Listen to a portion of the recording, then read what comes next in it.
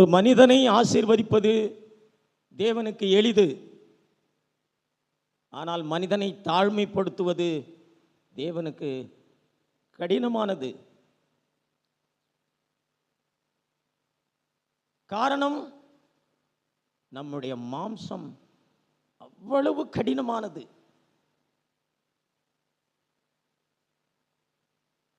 தேவன் நம்மை தாழ்மைப்படுத்தாத பட்சத்தில் நாம் ஒருவர் கூட தாழ்மையாக இருந்திட மாட்டோம். நான் ரட்சிக்கப்பட்டிருக்கிறேன், நான் தேவனுடைய பிள்ளை என்று சொல்லுகிற நாம் நம்முடைய மாம்சத்தை குறித்து அறிந்து கொண்டவர்களாக நாம் இருக்க வேண்டும். நம்முடைய மாம்சத்தை குறித்த ஒரு வசனத்தை புதிய ஏற்பாட்டிலே நான் உங்களுக்கு வாசித்து காண்பிக்கிறேன். ரோமர் 7வது அதிகாரம் 18வது வசனம். அது எப்படி எனில், என்னிடத்தில், அதாவது என் மாம்சத்தில் நன்மை வாசமாய் இருக்கிறதில்லை என்று நான் அறிந்திருக்கிறேன். தேவனுடைய பிள்ளைகள் ஒவ்வொருவரும் நம்முடைய மாம்சத்தை குறித்து நாம் அறிந்திருக்க வேண்டும். நம்முடைய மாம்சத்தை குறித்த வெளிப்பாடு நமக்கு இருக்க வேண்டும். நம்முடைய மாம்சம் எப்படிப்பட்டதா இருக்கு? இந்த வசனத்தில் தெளிவா சொல்லியிருக்கு, நன்மை வாசமாய் இருக்கிறது இல்லை. நாம் முழுவதும் தீமையினால் நிறைந்திருக்கிறோம். நம்முடைய மாம்சம் தீமையினால் நிறைந்திருக்கிறது. இதே வசனத்தில் அதற்கு கீழாக நான் உங்களுக்கு வாசிக்கிறேன். நன்மை செய்ய வேண்டும் என்கிற விருப்பம் என்னிடத்தில் இருக்கிறது, நன்மை செய்வதோ என்னிடத்தில் இல்லை. நாம் நன்மை செய்ய வேண்டும் என்று சொல்லி விரும்ப முடியுமே ஒழிய நம்மால் நன்மை செய்திட முடியாது. எத்தனை பேர் நாம் நம்முடைய மாம்சத்தை குறித்து அறிந்திருக்கிறோம்? நாம் நன்மை செய்ய வேண்டும் என்று சொல்லி விரும்பலாம், ஆனால் நம்மால் நன்மை செய்திட முடியாது.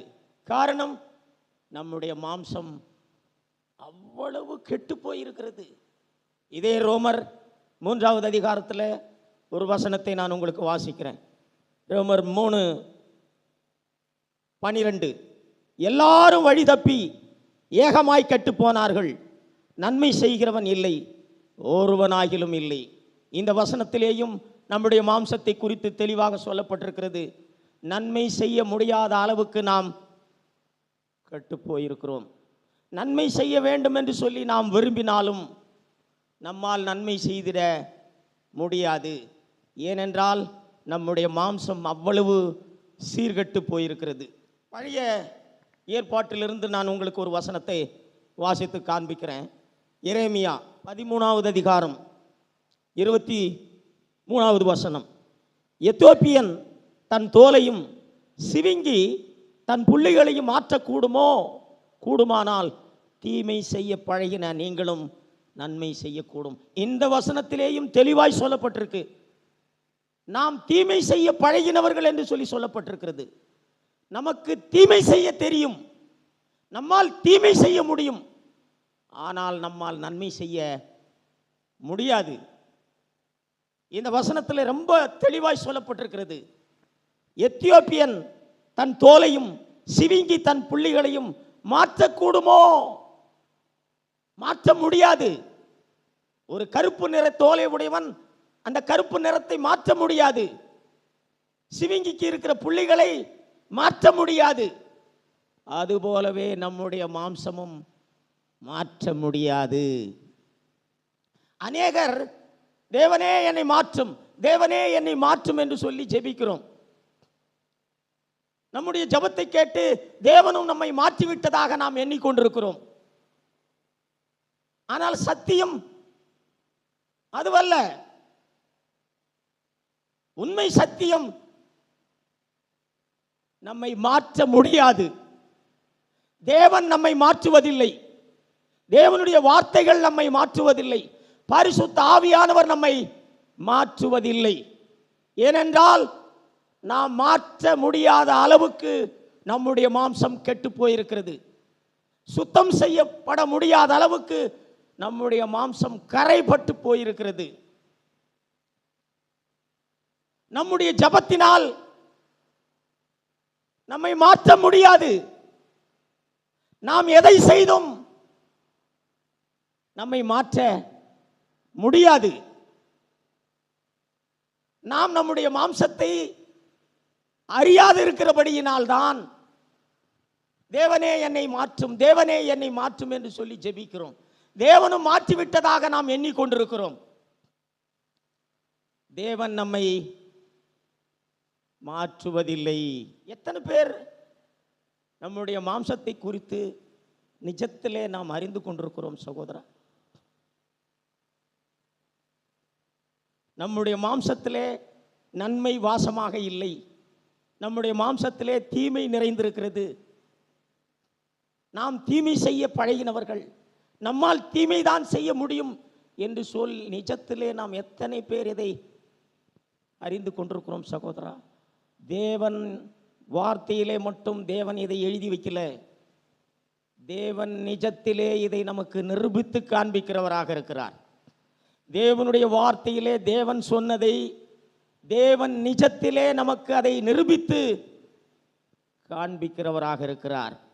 சோதனைகளை தேவன் அனுமதிக்கிறார், சூழ்நிலைகளை தேவன் அனுமதிக்கிறார், கஷ்டங்களை தேவன் அனுமதிக்கிறார், ஒன்றை இழக்கும்படி தேவன் அனுமதிக்கிறார், நாம் பலவீனமாகும்படி தேவன் நம்மை அனுமதிக்கிறார். எதற்காக தேவனுடைய பிள்ளைகளுடைய வாழ்க்கையில தேவன் இவற்றையெல்லாம் அனுமதிக்கிறார்? இவற்றின் மூலமாக என்னுடைய மாம்சம் எவ்வளவு தீமை நிறைந்தது, என்னுடைய மாம்சத்திலே நான் எவ்வளவு கரைப்பட்டவனாக இருக்கிறேன் என்பதை நான் அறிந்து கொள்வதற்காக தேவன் இவற்றையெல்லாம் தேவன் அனுமதிக்கிறார். நான் சோதிக்கப்படும் பொழுது நான் தோற்று போகிறேன். எனக்கு கஷ்டங்கள் வரும்பொழுது நான் சோர்ந்து போகிறேன். எனக்கு பிரச்சனைகள் வரும்பொழுது நான் கவலைப்படுகிறேன். எனக்குள் இருக்கிற அத்தனை தீமைகளும் வெளிப்படுவதை நாம் பார்க்க முடியும். சோதனைகளை தேவன் அனுமதிக்கும் பொழுது, கஷ்டங்களை தேவன் அனுமதிக்கும் பொழுது, பிரச்சனைகளை தேவன் அனுமதிக்கும் பொழுது, பலவீனப்படும்படியாய் தேவன் அனுமதிக்கும் பொழுது நாம் எவ்வளவு தீமை நிறைந்தவர்கள் என்பதை நாம் பார்க்கும்படி தேவன் நமக்கு நம்மை வெளிப்படுத்தி காண்பிக்கிறார். சகோதரா, நிஜத்திலே தேவன் நம்மை நமக்கு வெளிப்படுத்தி காண்பிக்கும் பொழுது எத்தனை பேர் நம்மை குறித்து நாம் அந்த வெளிப்பாட்டை நாம் பெற்றுக்கொண்டிருக்கிறோம்? நாம் நம்மை அறிந்து கொள்ள வேண்டும் என்பதற்காக தேவன் நிஜத்திலே நம்மை பலவிதமான சூழ்நிலைகளுக்குள்ளாக அனுமதிக்கும் பொழுது எத்தனை பேர் நன்மை வாசமாய் இருக்கிறதில்லை என்பதை நான் அறிந்து கொண்டிருக்கிறேன். சகோதரா, நிஜத்திலே நான் இவற்றை நான் அறிந்து கொள்ளாவிட்டால், நிஜத்திலே என்னை குறித்த ஒரு வெளிப்பாட்டை நான் பெற்றுக்கொள்ளாவிட்டால் ஒருபோதும் நான் தாழ்மையாக மாட்டேன். என்னால் ஒருபோதும் தாழ்மையாக இருந்திட முடியாது. தேவன் என்னை தாழ்மைப்படுத்துவதற்கு தான், என்னுடைய மாம்சம் எவ்வளவு தீமை நிறைந்தது என்பதை காண்பிப்பதற்காகத்தான், நான் எவ்வளவு கரைபட்டவன் என்பதை காண்பிப்பதற்காகத்தான், நான் எவ்வளவு பலவீனம் உள்ளவன் என்பதை நான் பார்ப்பதற்காகத்தான் தேவன் எனக்கு என்னுடைய வாழ்க்கையில் அவர் கிரியை செய்து கொண்டிருக்கிறார். எல்லாவற்றையும் தேவன் அனுமதிக்கிறார். தேவனுடைய பிள்ளைகளுடைய வாழ்க்கையிலே தேவன் சாத்தானை அனுமதிக்கிறதுக்கு காரணம் அதுதான். பலவீனங்களை அனுமதிக்கிறதுக்கு காரணம் அதுதான். கஷ்டங்களையும் பிரச்சனைகளையும் அனுமதிக்கிறதுக்கு காரணம் நம்மை குறித்த வெளிப்பாட்டை நாம் பெற்றுக்கொள்ள வேண்டும். நம்மை நாம் அறிந்து கொள்ள வேண்டும். தேவனுக்கு நம்மை பற்றி தெரியும். தேவன் நம்மை அறிந்திருக்கிறார். தேவன் நம்மை அறிந்திருக்கிறது போலவே நாமும் நம்மை அறிந்து கொண்டிருக்க வேண்டும். அப்பொழுதுதான் நாம் தாழ்மையாக இருக்க முடியும் சகோதரா. அப்பொழுதுதான் நாம் நம்மை தாழ்த்த முடியும். நிஜத்திலே நம்மை குறித்து நாம் அறிந்து கொள்ளாதவர்கள் ஒருபோதும் நாம் தாழ்மையாக இருந்திட மாட்டோம். ஒருபோதும் நம்மை தாழ்த்த மாட்டோம். தேவனுக்கு முன்பதாக நம்மை ஒருபோதும் நாம் தாழ்த்த மாட்டோம். ஆகவே என்னுடைய மாம்சம் அவ்வளவு மோசமானது என்பதை நான் அறிந்து கொண்டிருக்கிறேன். என்னுடைய உணர்வுகள் நம்பத்தகுந்தவை அல்ல. என்னுடைய எண்ணங்கள் நம்பத்தகுந்தவை அல்ல. நான் நன்மை செய்ய வேண்டும் என்று விரும்பினாலும் என்னால் நன்மை செய்திட முடியாது.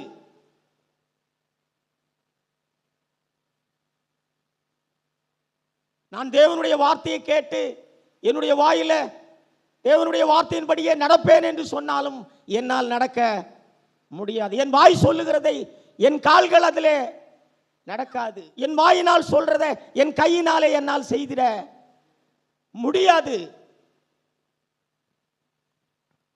நம்முடைய மாம்சம் போய் சேர வேண்டிய இடம் மரணம். மரணத்தை தவிர நம்முடைய மாம்சத்துக்கு வேறு வழி இல்லை. ஆகவே தேவன் நம்மை மாற்றுவதில்லை. தேவனுடைய வார்த்தைகள் நம்மை மாற்றுவதில்லை. பரிசுத்த ஆவியானவர் நம்மை மாற்றுவதில்லை. தேவன் இந்த பாவ மாம்சத்திலிருந்து நம்மை விடுதலையாக்குவது என்பது அது தேவன் ஒரு அற்புதத்தை செய்தால் ஒழிய இந்த பாவ மாம்சத்திலிருந்து நாம் விடுதலையாக்கப்பட மாட்டோம். பாவ மாம்சத்திலிருந்து நாம் விடுதலையாகாத பட்சத்தில் பாவத்திலிருந்து நாம் விடுதலையாக மாட்டோம். பாவத்திலிருந்து விடுதலையாக்கப்பட்ட வாழ்க்கை வாழ வேண்டுமானால் பாவ மாம்சத்திலிருந்து நான் விடுதலையாக்கப்பட வேண்டும். பாவ மாம்சத்திலிருந்து தேவன் என்னை விடுதலையாக்காமல் ஒருபோதும் நான் பாவம் செய்யாத வாழ்க்கை என்னால் வாழ்ந்திட முடியாது. நம்முடைய பாவ மாம்சத்திலிருந்து நம்மை விடுதலையாக்கி நம்மை பரிசுத்தமாய் வாழ வைப்பது என்பது தேவன் ஒரு அற்புதத்தை செய்தால் ஒழிய வேறு எந்த வழியிலேயும் இந்த வாழ்க்கையை நாம் வாழ முடியாது. பழைய உடன்படிக்கையிலே தேவனுடைய ஜனங்கள் வனாந்தரத்திலே உயிர் படைப்பதற்காக தேவன் ஒரு அற்புதத்தை செய்ய வேண்டியது இருந்தது. வானத்திலிருந்து அவர்களுக்கு மன்னாவை அனுப்ப வேண்டியது இருந்தது. தேவன் வானத்திலிருந்து மன்னாவை தந்திருளாத பட்சத்தில் அந்த வனாந்தரத்திலே அவர்கள் உயிர் பிழைப்பதற்கு வேறு வழியே இல்லை. தேவனுடைய ஜனங்கள் தாகமாயிருந்த போது தன்னுடைய தாகத்தை தீர்த்து கொள்வதற்கு தேவன் வனாந்தரத்திலே ஒரு அற்புதத்தை செய்ய வேண்டியிருந்தது. கற்பாறையிலிருந்து தண்ணீரை வரவழைத்து தாகத்தை தீர்க்க வேண்டியது. தேவன் ஒரு அற்புதத்தை செய்ததின் மித்தமாகவே அந்த வனாந்தரத்திலே அவர்கள் உயிர் பிழைத்தார்கள். சகோதரா, இதுவேதான் புதிய உடன்படிக்கையிலேயும் தேவன் ஒரு அற்புதத்தை செய்யாத பட்சத்தில் பாவிகளாகிய நாம் ரட்சிக்கப்பட்டு பரிசுத்தமான வாழ்க்கையை நம்மால் வாழ்ந்திட முடியாது. புது உடன்படிக்கையிலே தேவன் நமக்கு ஒரு அற்புதத்தை செய்திருக்கிறார். தேவன் தன்னுடைய ஒரே பேரான குமாரனை சிலுவை மரணத்துக்கு ஒப்பு கொடுத்ததின் மூலமாக பாவியான நம்மை ரட்சித்து பரிசுத்தமாய் வாழும்படியான ஒரு அற்புதத்தை தேவன் செய்திருக்கிறார். ஆனால் இந்த அற்புதத்தை அநேகர் பார்க்க முடியாத அளவுக்கு இருக்கிறார்கள்.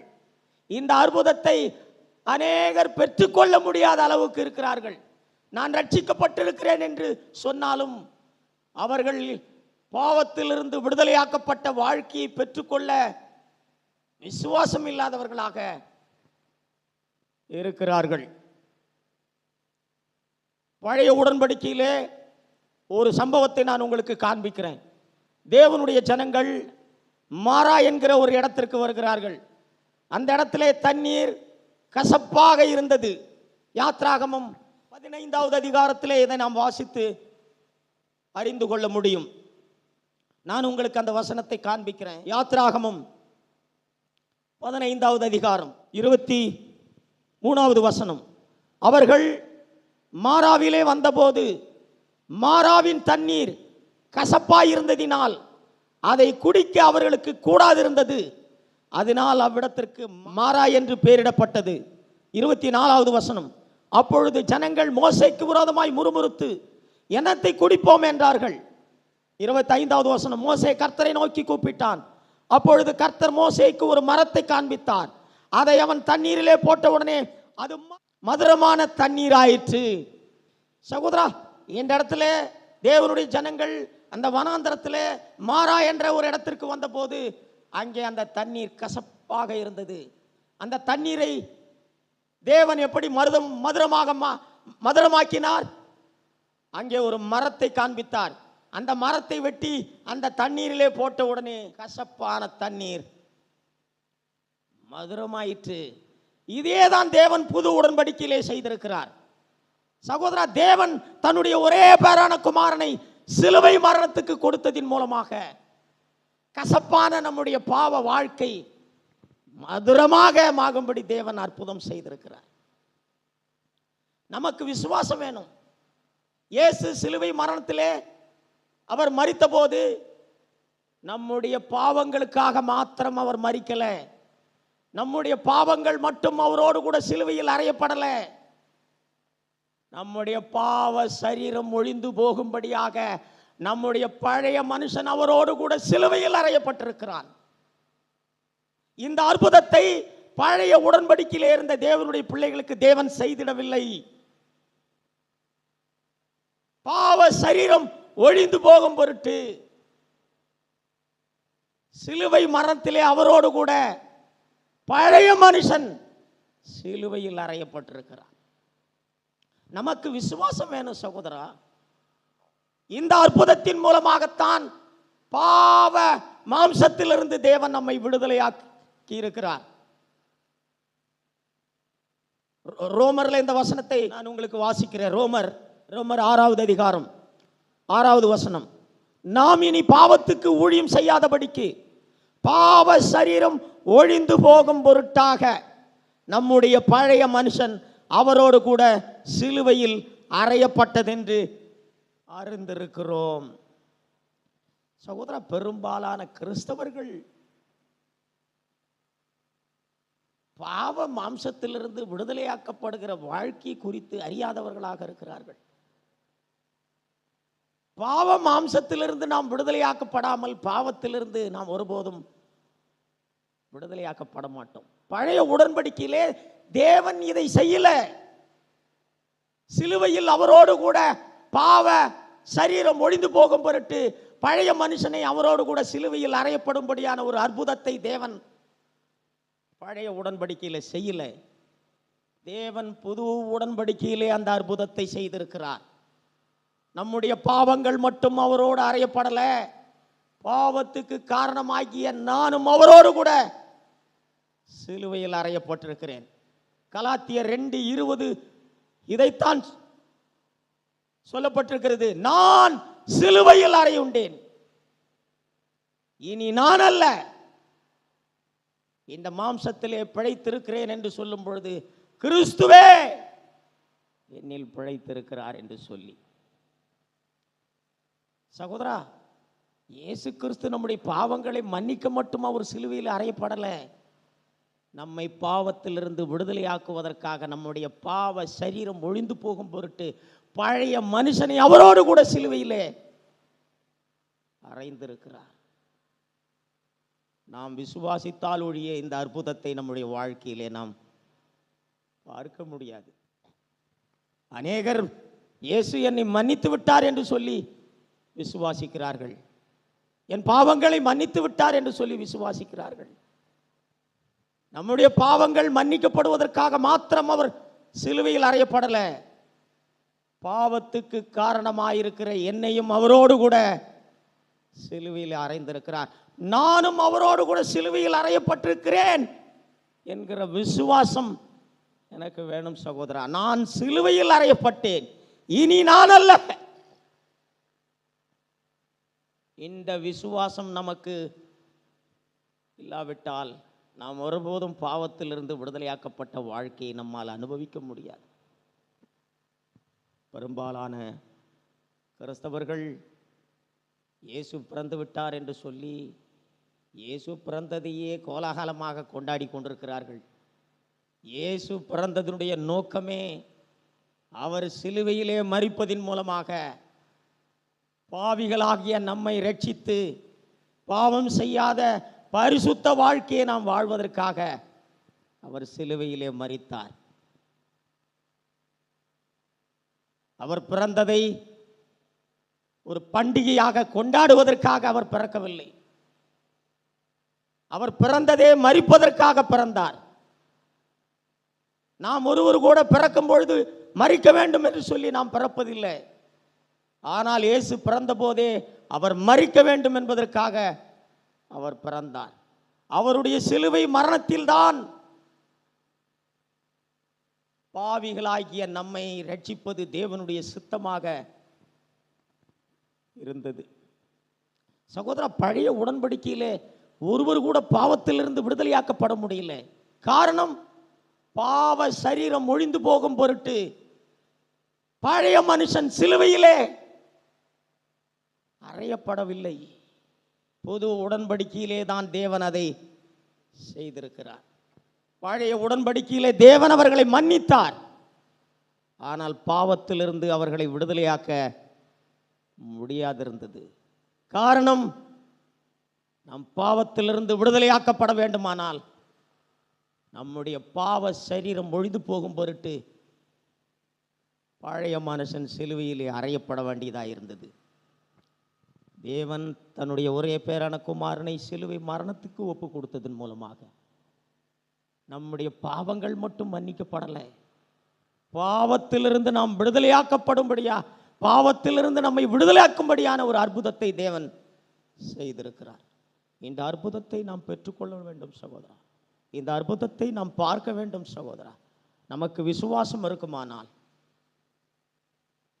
நாம் பாவ மன்னிப்பை மட்டுமல்ல, பாவத்திலிருந்து விடுதலையாக்கப்பட்ட வாழ்க்கையை நாம் வாழ்ந்திட தேவன் நமக்கு உதவி செய்திடுவார். கர்த்தர் தாமே நம்மை ஆசீர்வதிப்பாரார். ஆமென்.